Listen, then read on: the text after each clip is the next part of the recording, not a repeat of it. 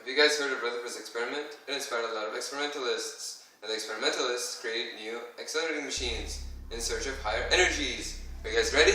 Let's go!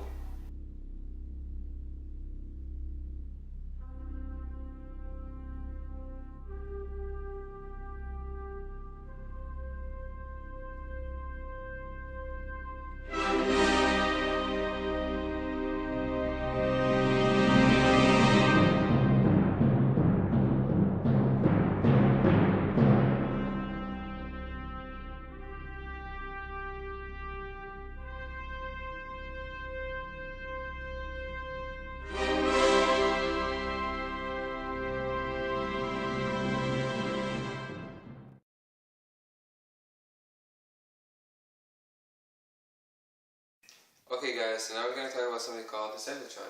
Now what the cyclotron is, it's a high energy accelerator that accelerates its particles in between its two electrodes. And the orbits are isochronous, meaning that they're recurring regular intervals.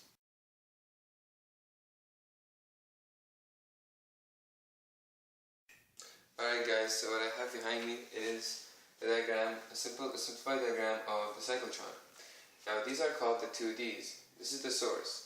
As the particles pass through each gap, they gain energy until they gain enough energy to leave, creating a beam. Now here is the magnetic field that's going inside the board. See, the X resembles that it's going inside the board. Now here is the electric field acting on the particles, causing them to gain energy. Alright guys, so now we're going to talk about something called the synchrocyclotron. And what the synchrocyclotron is basically a modified and better version of the cyclotron, and I'll tell you why. As you can see, first off, it produces higher kinetic energy. And because the frequencies are varied between each cycles, particles stay in phase with the electric field. Now for the cyclotron, as kinetic energy increases, the momentum increases as well. And this causes it to lose synchronization with its particles. Therefore, there is an upper limit set.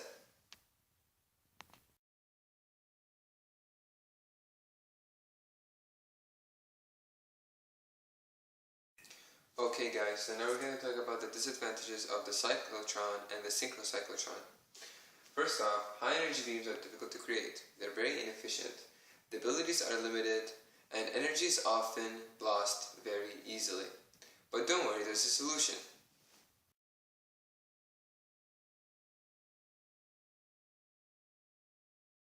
Alright guys, so in the previous slide I talked to you about the disadvantages of the cyclotron and the synchrotron.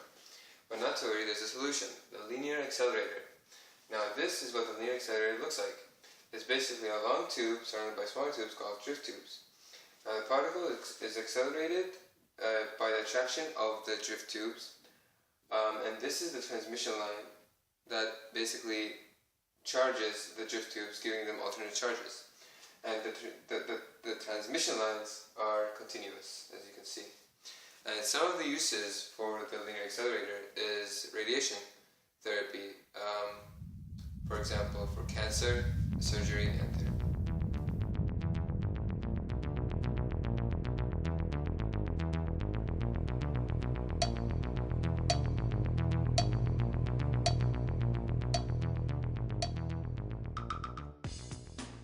Okay guys, so now we're going to talk about the synchrotron, which is basically a modified version of the cyclotron, where frequency varies and it has a higher kinetic energy.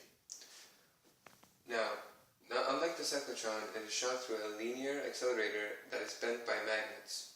As it completes each orbit, it gains more energy. So it keeps going in a circle like, okay, energy increase, energy increase, energy increase. These are the squares resemble the magnets, and this is where the particles are injected into the accelerator. Alright guys, now I'm going to talk to you about something called particle detectors. Now what particle detectors are is basically that they work with accelerators to provide info on particles. Now we have cloud chambers and bubble chambers. Cloud chambers are mainly used for gases, and bubble chambers are mainly used for liquids. But they both display trajectories of particle as vapor, which clues to kinetic energies and masses. Now, present accelerators have tracking detectors, and electromagnetic calorimeters.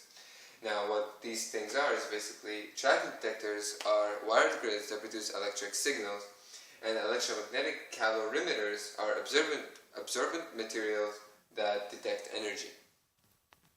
Alright guys, so that's it.